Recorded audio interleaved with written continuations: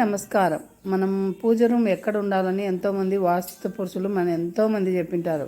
ఎందుకు ఉండాలి ఈశాన్యంలో అనేది తెలుసుకుందాం.